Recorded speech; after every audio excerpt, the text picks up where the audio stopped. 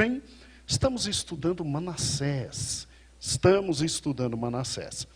E eu preciso que você abra em 2 Reis, capítulo 21. Nós vamos ler os primeiros versículos e à medida que nós formos lendo, você vai conseguir recordar aquilo que estudamos na última aula. Tá bom? Então vamos juntos. 2 Reis, capítulo 21, diz: Tinha Manassés 12 anos de idade quando começou a reinar, e 55 anos reinou em Jerusalém. E era o nome de sua mãe, Efsibá.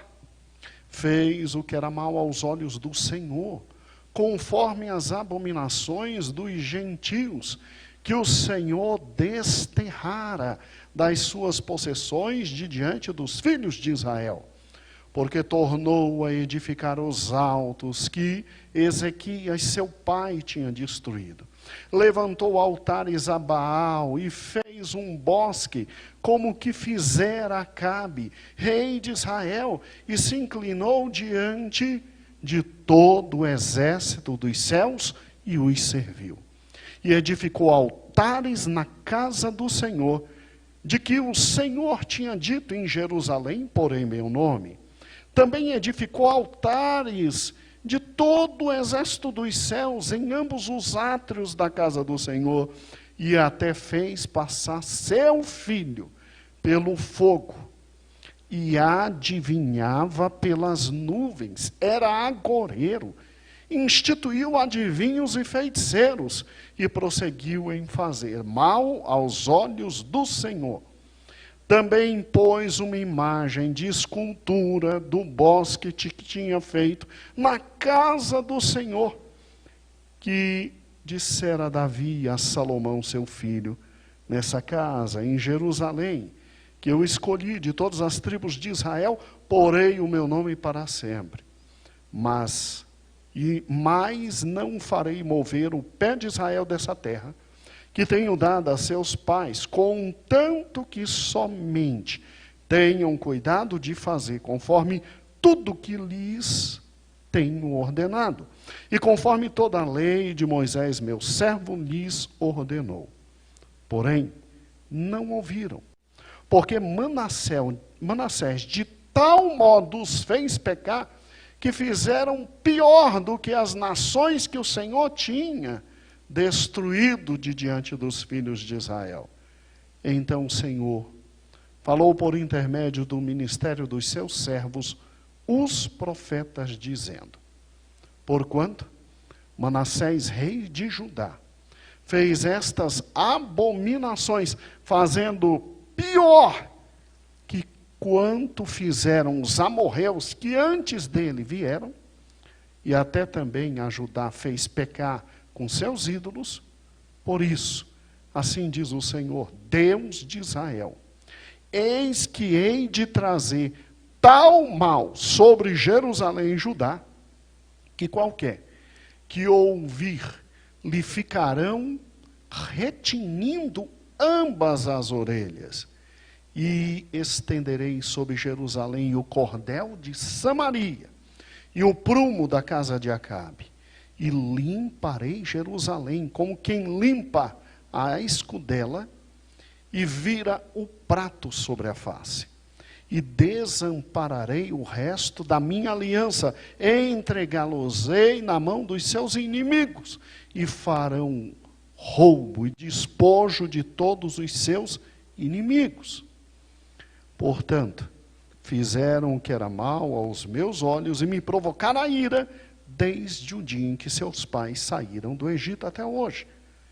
E demais disso, também Manassés derramou muitíssimo sangue inocente, até que encheu Jerusalém de um a outro extremo, afora o seu pecado, com que fez pecar Judá, fazendo o que era mal aos olhos do Senhor.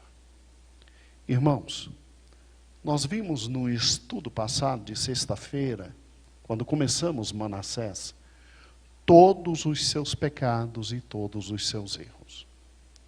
Deus aqui usa seus profetas. Alguns intérpretes bíblicos dizem que o maior de todos os profetas nessa época aqui que falou com Manassés foi exatamente Isaías.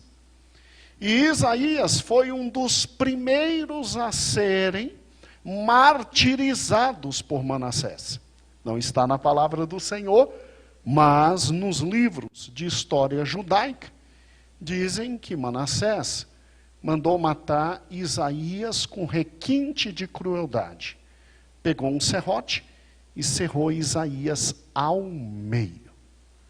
E que o servo do Senhor gritava muito. E Manassés, em pessoa, viu a morte do velhinho Isaías. Jeremias conseguiu escapar, mas Isaías não.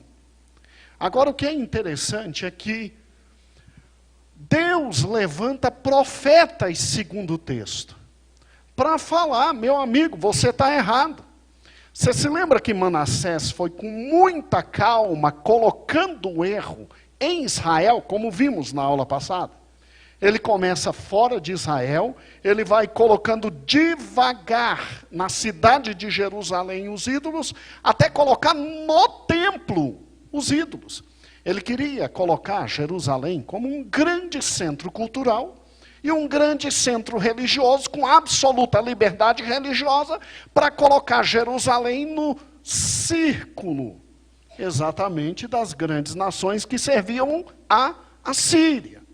Agora, o que é interessante é que, para isso, ele foi matando um por um dos profetas. Para isso, ele foi derramando o sangue de um por um dos homens de Deus. E quando o texto bíblico diz, no versículo 16, que ele derramou muitíssimo sangue, o superlativo aqui para muito não é brincadeira. Quando o texto diz que ele encheu Jerusalém de um extremo ao outro com sangue, é porque muita gente se levantou contra ele, mas ele tinha a espada, ele tinha o poder, e ele matava, simplesmente passava por cima de qualquer um e matava, porque ele queria fazer de Jerusalém uma mini Assíria. Uma mini Nínive. E aí é que entra algo interessante. Vá comigo para 2 Crônicas, porque o demais do relato é dizendo que ele morreu. E quando você vai para 2 Crônicas, capítulo 33, algo terrível acontece. Depois de dizer que ele fez errar, e levou o povo a errar, e errou completamente, e ninguém lhe dava ouvidos, porque quem dava ouvidos ao servo do Senhor morria.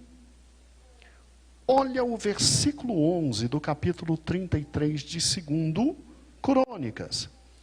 Pelo que o Senhor trouxe sobre eles os príncipes do exército do rei da Síria, os quais prenderam Manassés entre os espinhais e amarraram com cadeias e levaram para a Babilônia.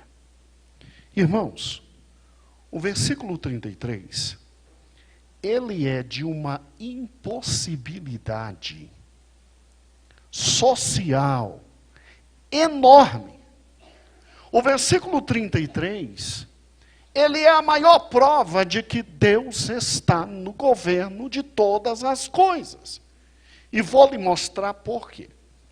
Eu enviei a todos os irmãos que estão em casa, nos grupos, 2 grandes artigos científicos, que você pode ler no completo depois.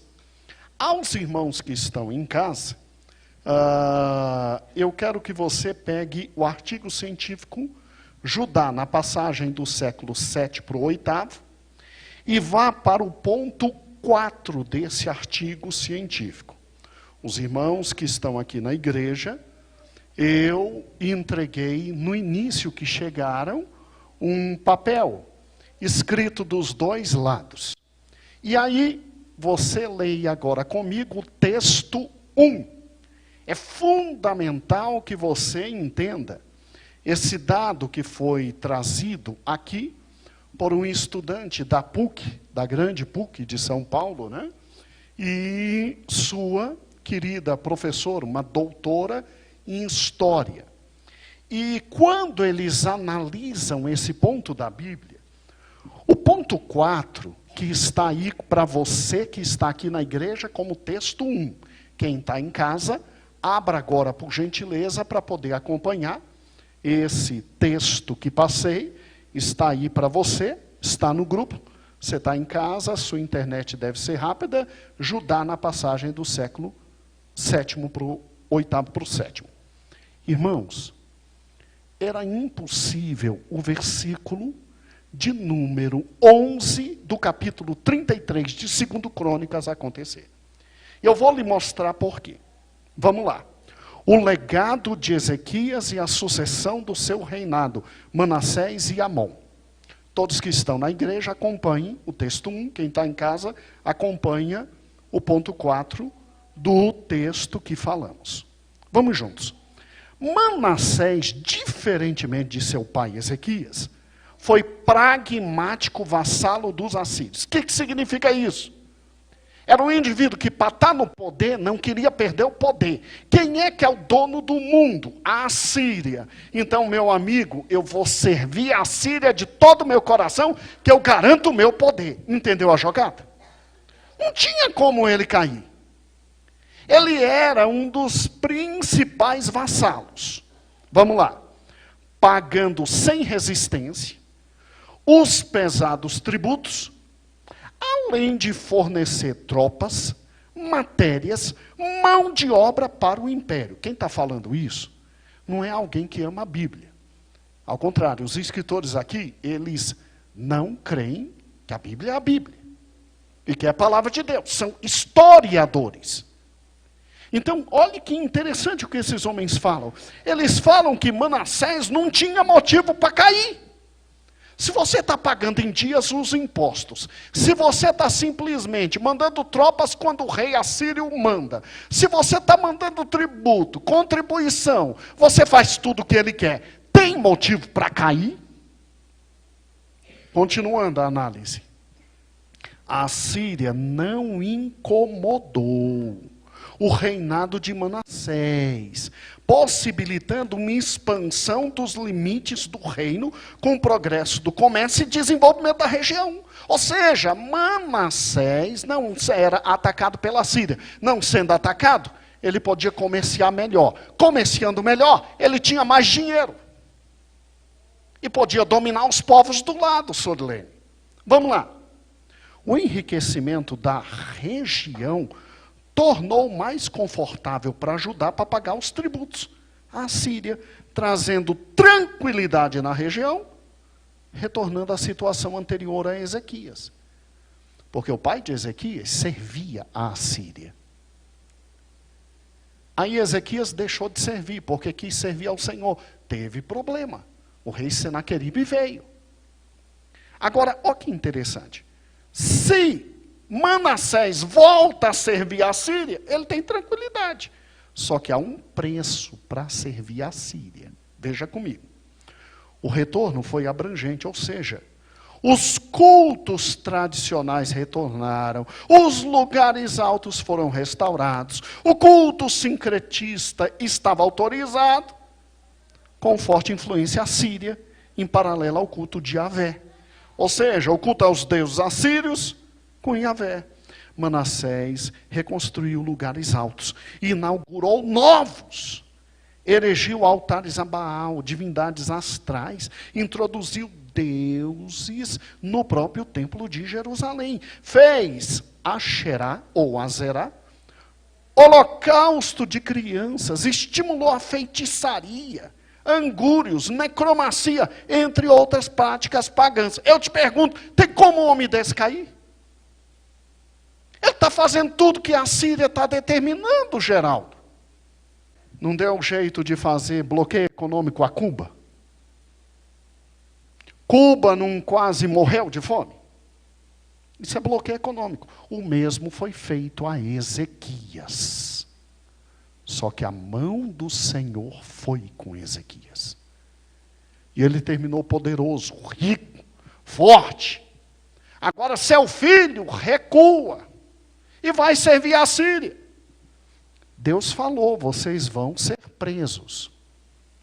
Me explique, irmãos, como é que Manassés vai preso, acorrentado, ser inclusive escravo na Síria, e não teve nem a honra, segundo o texto bíblico, pelo versículo 11, de ficar em Nínive. Foi para uma cidade menor, na Babilônia, lá no sul. Foi para uma cidade menor. Amados irmãos, Deus não brinca de falar e não cumprir. Ele fala, ele cumpre. Está Manassés agora numa prisão assíria. Nem na cidade de Nínive, numa cidade menor que era a Babilônia, para humilhá-lo mais ainda. As prisões na época, irmãos, eram locais fétidos, porque as necessidades de uma pessoa, como fezes e urina, eram feitas na própria cela. Não se tinha banheiro, não se tinha banho. E está o rei de Israel agora, numa cela fétida, dividindo a cela com outros prisioneiros e com os ratos. No mínimo ratos. Os irmãos talvez não tenham dimensão do que se faz a um prisioneiro assírio. Os assírios não só colocam seus prisioneiros em locais horríveis, mas as torturas que eles fazem são diárias. Diárias. Nós não vamos aqui estabelecer, até em razão do horário e das pessoas que assistem. Mas depois você coloque no Google acadêmico, ou então Harvard acadêmico, torturas assírias a prisioneiros. A mínima que era feita era, o indivíduo chegava, ficava já 4, 5 dias sem dormir, porque apanhava o dia inteiro. E era, assim, estuprado pelos outros companheiros de cela. Isso era o mínimo. Se o rei Manassés passou por tudo isso, não sabemos.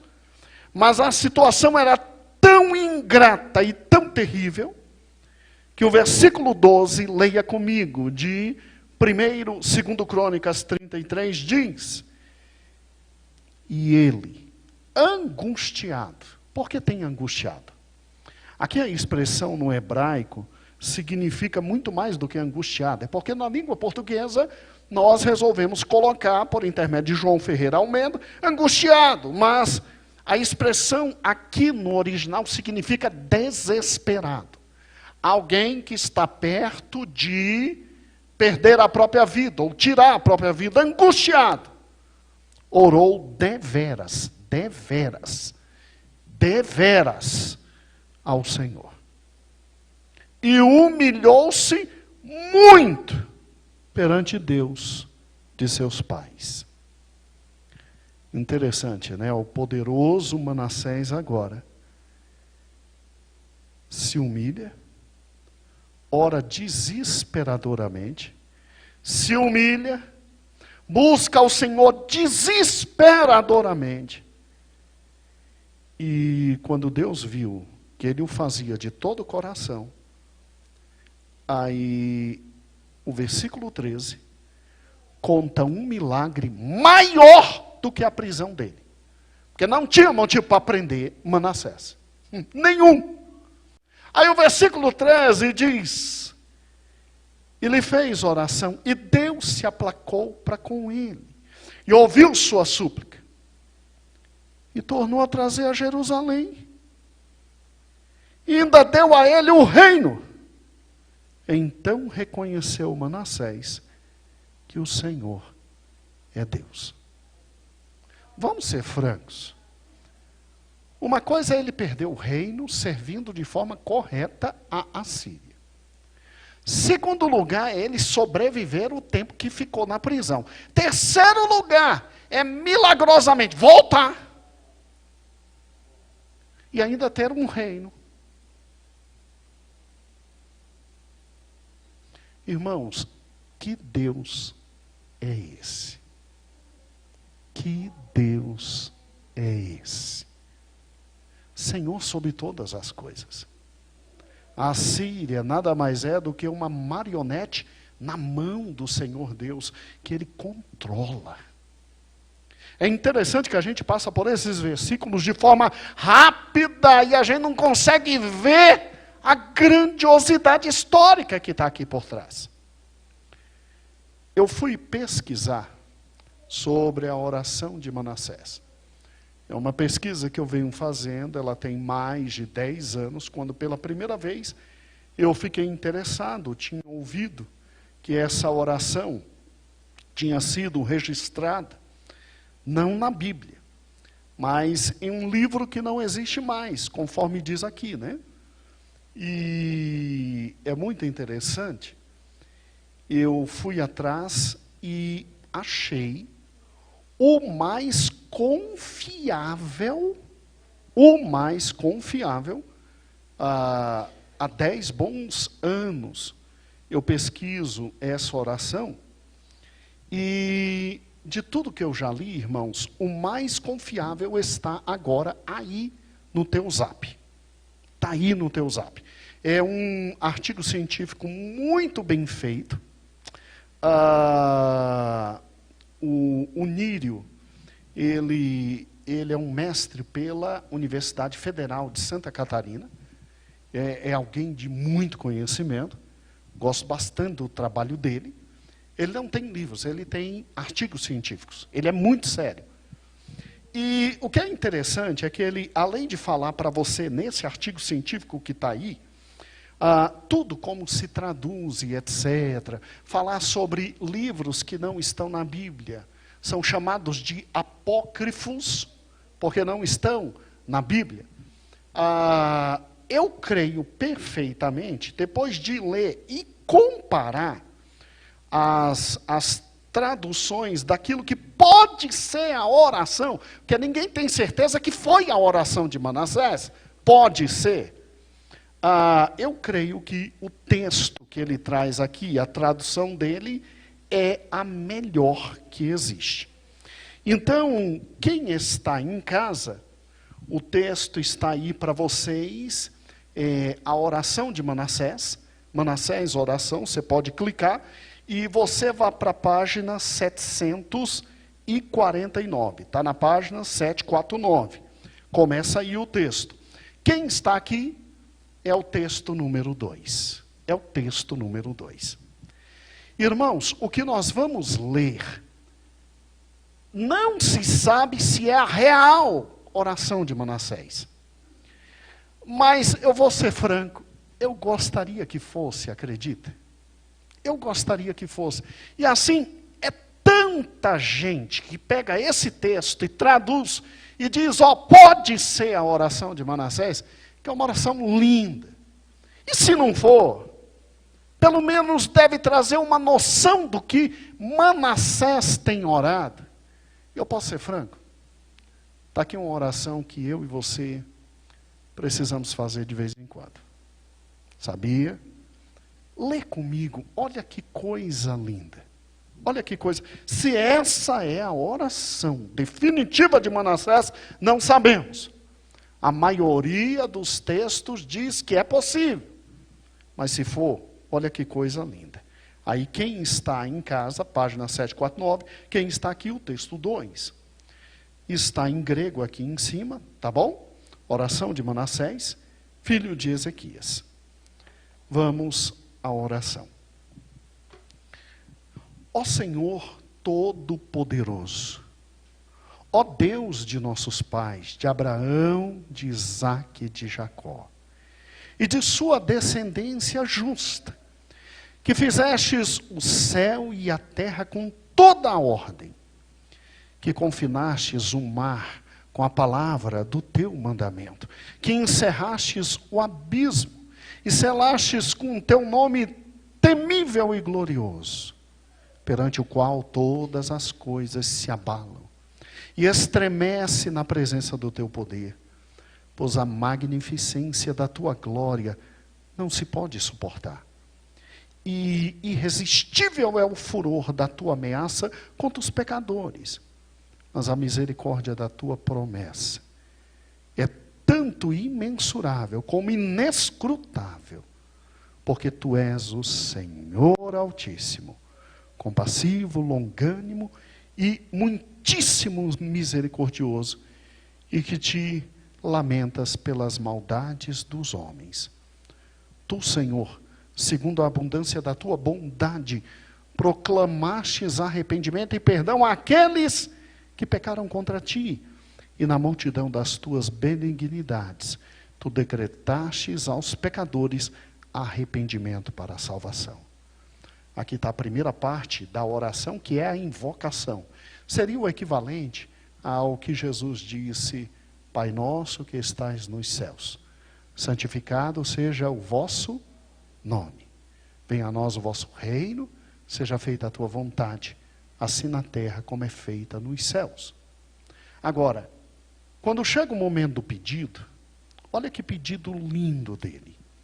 Ele confessa os pecados e ele pede: por isso tu, Senhor, ó Deus dos justos, não designaste arrependimento aos justos, Abraão, Isaque e Jacó, que não pecaram contra ti, mas designaste arrependimento para mim, o pecador. Porque os pecados que cometi são maiores em número do que a areia do mar. Minhas transgressões são multiplicadas, ó Senhor, elas são multiplicadas. E eu não sou digno de elevar os olhos e contemplar a altura do céu devido à multidão das minhas iniquidades. E agora, Senhor Deus, eis-me justamente aflito e merecidamente angustiado, eis-me acorrentado e prostrado, com muitos grilhões de ferro, de modo que não consigo erguer minha cabeça, em razão dos meus pecados.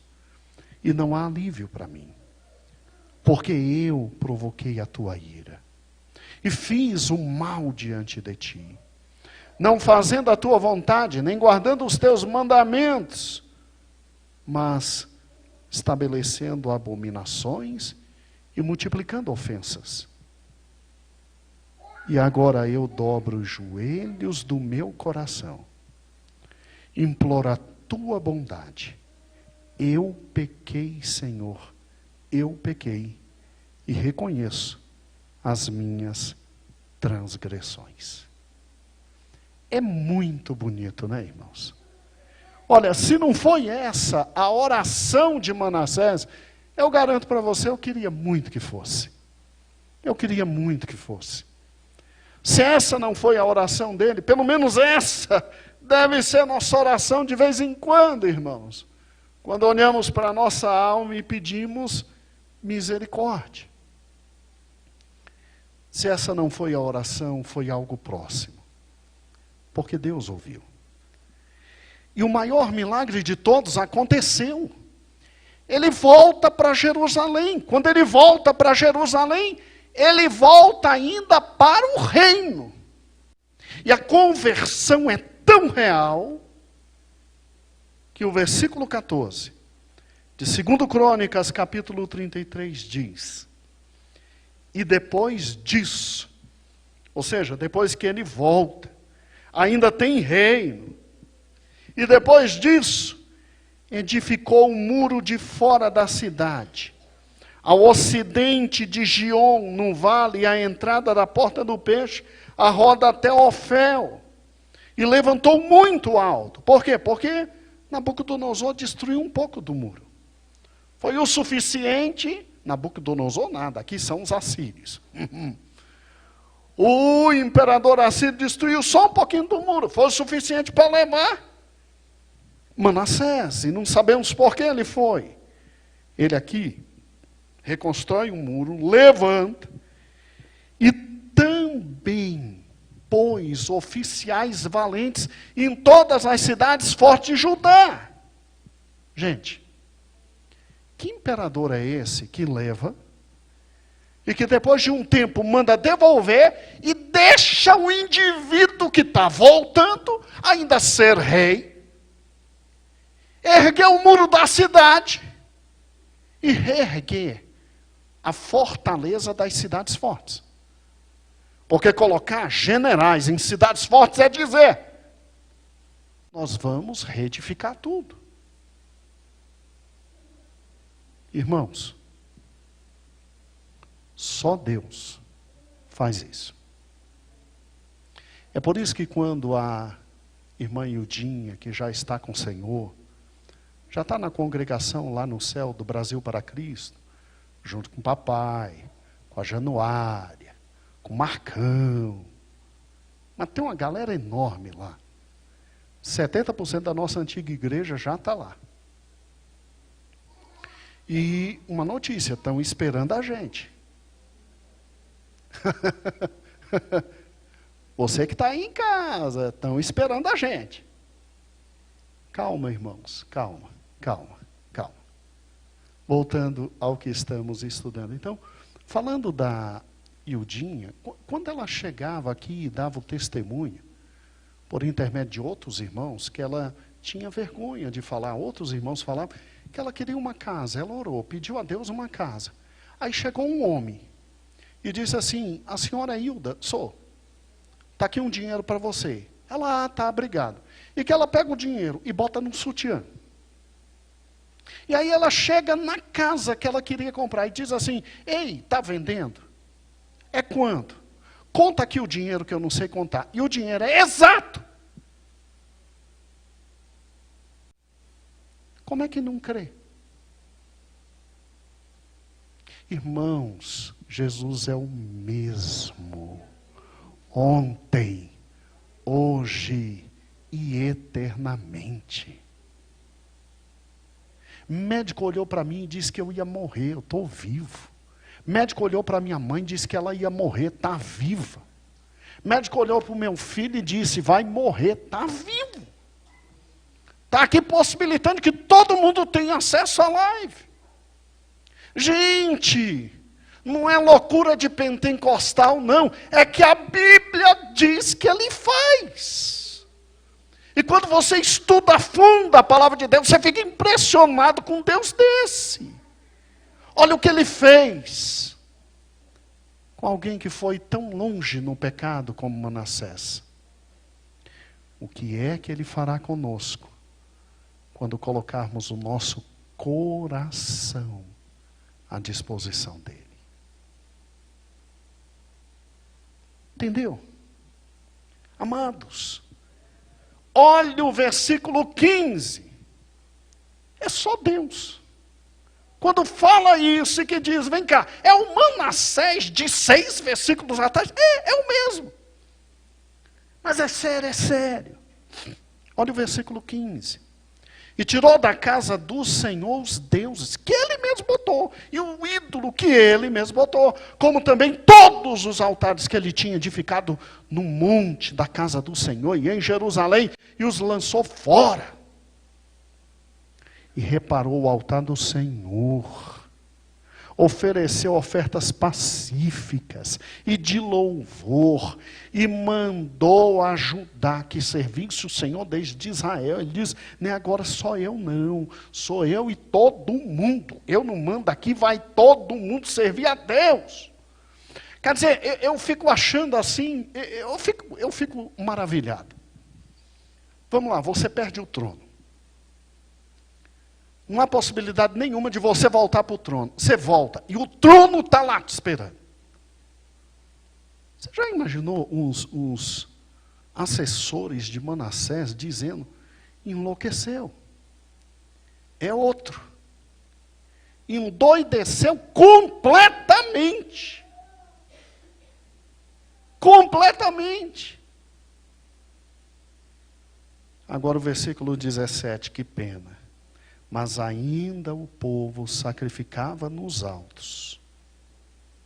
Mas somente ao Senhor seu Deus. Mas sacrificava nos altos, junto com os outros deuses. Tá, fazia altares para Deus, mas junto com os outros deuses, que é uma pena. E aí vem o versículo 18 dizendo: o resto, pois, dos atos de Manassés, sua oração ao Senhor Deus, as palavras dos videntes. Vidente aqui é profeta. Eles eram chamados também videntes. Que lhes falaram em nome do Senhor, Deus de Israel. Eis que estão no livro da história dos reis de Israel. E que a gente não tem mais, né? E sua oração, como Deus se aplacou para com ele, e todo o seu pecado, e sua transgressão, e lugares onde edificou altos, e pôs bosques, e imagens, antes que se humilhasse, eis que tudo está escrito no livro dos videntes, que não temos mais. Irmãos, Gade, aquele grande profeta na época de Davi, Natã, outro grande profeta na época de Davi, foram homens que escreviam o que estava acontecendo, mas por um motivo ou outro, Deus não permitiu que se tornasse Bíblia. Bíblia. Entendeu? Na época de Cristo, o que tinha de gente escrevendo sobre Cristo, que Cristo é fantástico. Mas por que só Mateus, Marcos, Lucas e João? Porque Deus controla a sua palavra. Então, é uma pena que a gente não tenha esses livros. Pastor, então, de onde o autor que o senhor trouxe tirou a oração? Leia o artigo científico, é muito interessante. É muito interessante. Tá? Você vai ver que tem muita coisa aqui muito interessante. São fontes. Vamos lá, rapidamente.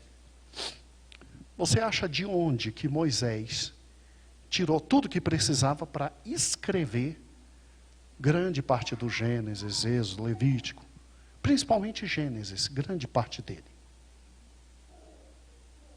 Tudo bem, tinha a tradição oral, não tinha? Mas você já pensou que José foi governador no Egito também para quê? José mandava e os outros escreviam. Você acha que José só cuidava das coisas de Faraó? Você acha que José, além de trazer sua família, não pegou as tradições orais sobre Abraão, Isaac, Jacó, e não mandou escrever, não? Quando a Bíblia diz que José diz, me leva daqui, tira meus ossos, isso é uma expressão que designa, tira tudo que é meu daqui, inclusive os livros, os pergaminhos. Você acha que Moisés não teve acesso a um material como esse? Isso não está na Bíblia, irmãos, isso é história. E é muito interessante. Então, muita coisa foi escrita e se perdeu. Mas você não se preocupe. Deus direcionou para estar na sua palavra o que eu e você precisamos para ir para o céu. Para ir para o céu. Então, olha que interessante. E dormiu, versículo 20, Manassés com seus pais e os sepultaram em sua casa. E Amon, seu filho, reinou em seu lugar. Em seu lugar. Amados irmãos, quando a gente olha para a vida de Manassés, a gente vê em primeiro lugar que, mesmo trazendo filhos, orando por eles, ensinando a eles o caminho do Senhor, trabalhando na vida deles com oração, com vontade. Quando a gente for, talvez eles se afastem do Senhor. Talvez eles estejam com o Senhor porque estamos juntos. E conscientemente, talvez eles se afastem. Mas aquilo que a gente planta no coração de uma criança nunca sai. E pode ficar tranquilo. Por amor a você, vai ter um apertão nesse menino, nessa garota. E chance de arrependimento virá. Chance de arrependimento virá. E pode ficar tranquilo. Deus não vai apertá-lo além do que ele pode, não. Até por amor a você. Então, não para de ensinar a verdade para o teu filho. Não deixa de dizer a verdade para a tua filha. Abre a Bíblia com eles todo dia e ensina a verdade do Senhor. Porque fica. Porque fica. Segundo lugar, a gente quando olha para a vida de Manassés, a gente vê que Deus comanda tudo. Deus comanda tudo. Há eventos na vida dele que só Deus. Um milagre atrás do outro. O milagre da prisão, o milagre do acorrentar, o milagre de voltar e ainda ter trono, o milagre da conversão. Irmãos, se Manassés é prova de uma coisa, simples, direta e objetiva é, de que quando Deus quer fechar a porta, ninguém abre. Mas quando Deus quer abrir portas, ninguém fecha. Ele é Deus. Ele é Deus. Senhor sobre todas as coisas. Deus sobre todos os homens. Senhor que governa céu e terra. E na sua mão estão todas as coisas. Então, confia no Senhor. Me vem agora o Salmo de número 37. Creio que versículo 5, se não me engano. Entrega o teu caminho ao Senhor. Confia nele. E o demais, ele tudo fará. Se tem algo que a vida de Manassés nos ensina é que não devemos confiar em carros, nem em cavalos. Que não devemos confiar em reis e soberanos. Gente, é incrível como não tem como confiar em poderosos. Daniel era amigo de quem? Quem amava Daniel? O próprio rei. E ele foi parar onde? Na cova dos? O rei pergunta, Daniel, muito amado, se teve uma noite que aquele rei não dormiu, foi aquela. E ele não podia voltar atrás por causa da palavra.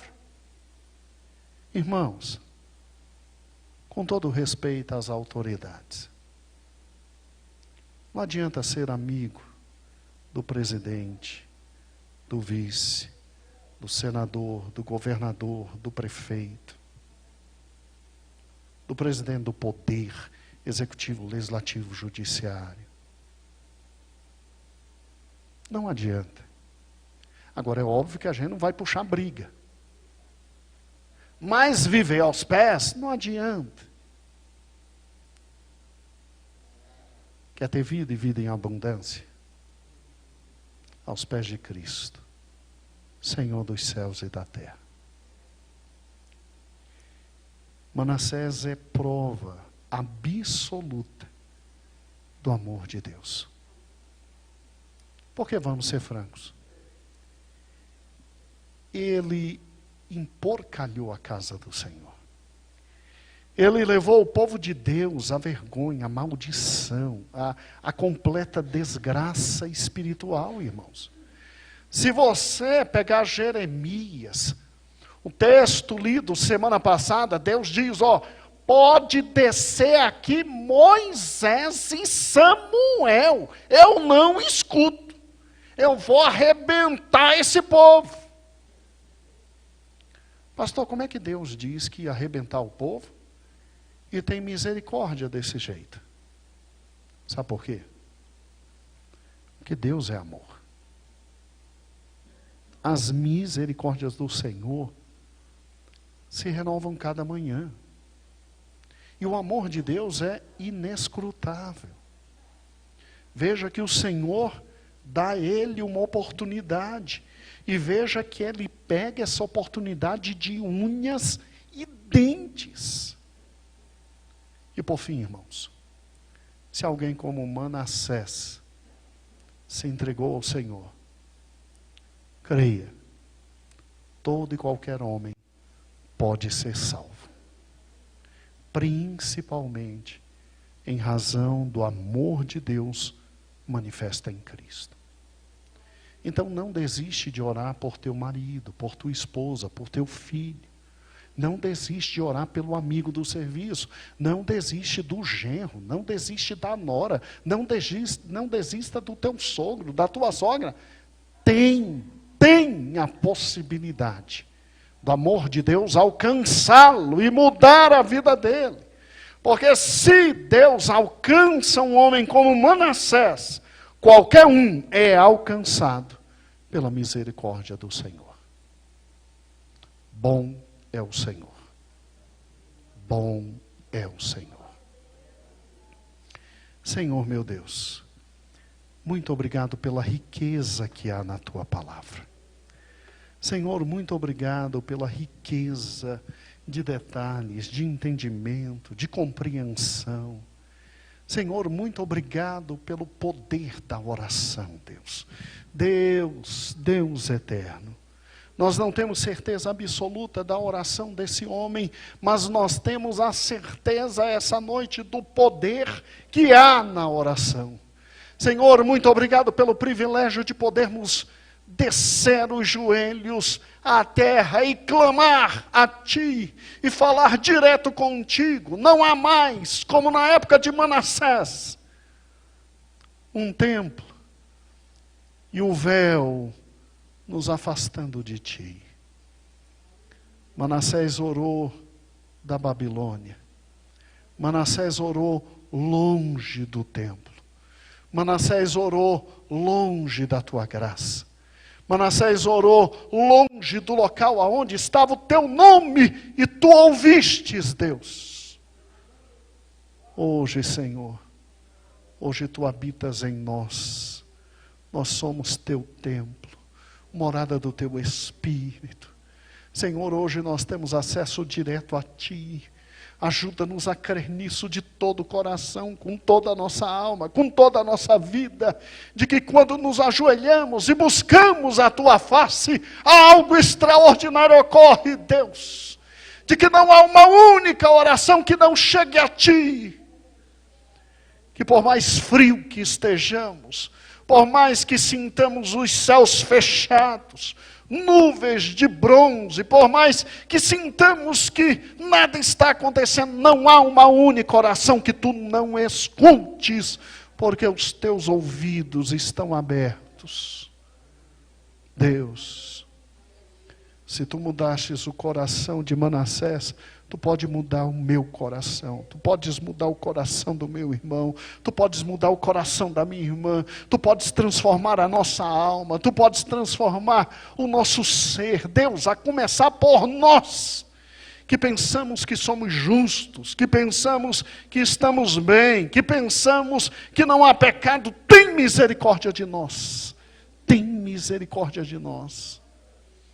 Tem misericórdia dos nossos filhos, tem misericórdia dos nossos pais, tem misericórdia da nossa igreja, tem misericórdia da nossa vida, tem misericórdia da nossa alma, Deus. Tem misericórdia, ó Senhor. E Senhor, muito obrigado por um texto como esse, porque ele de forma direta e objetiva prova que Tu estás no controle de tudo. A gente escuta, Senhor, as notícias, A gente escuta os fatos, a gente escuta jornal, a gente lê reportagem. E às vezes a gente pensa que está tudo perdido, está tudo acabado, que está tudo fora do lugar. Mas, Senhor, Tu estás em Teu trono, glórias a Ti.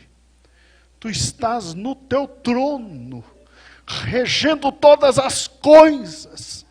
Nenhum fio cai se Tu não determinas, ó Deus, nenhum fio cai. Obrigado porque Tu abates, obrigado porque Tu levantas, obrigado porque Tu tiras, obrigado porque Tu colocas, obrigado porque Tu abres, obrigado porque Tu fechas, obrigado porque Tu és Senhor sobre todas as coisas. Um texto como esse nos faz sentir pequenos e um nada diante de Ti. Um texto como esse nos faz abrir o coração e glorificar o Teu nome. Porque Tu és Senhor. Olha agora para o problema, olha agora para a dificuldade, olha agora para a enfermidade que Teu povo está passando. Olha agora para as limitações, olha agora, Senhor, todo o clamor de justiça que o Teu povo faz. Estende a Tua mão. Nós só precisamos de uma palavra Tua. Nós só precisamos da Tua mão, Senhor. Senhor, não há nada no texto aqui dizendo que Tu levastes, Tu trouxestes, Tu fizestes, como fizestes, mas é incrível, Senhor, como a ausência de elementos não é evidência da ausência, ao contrário, os fatos são tão incríveis que só Tu poderias realizar. Então, glória ao Teu nome, glória ao Teu nome, glória ao Teu nome, Deus, glória ao Teu nome soberano. Ora lamacanturiandas, glórias ao Teu nome, para todos sempre, ó Deus, glórias ao Teu nome. Amém e amém. Que Deus bom, né? Que Deus bom. Aleluia.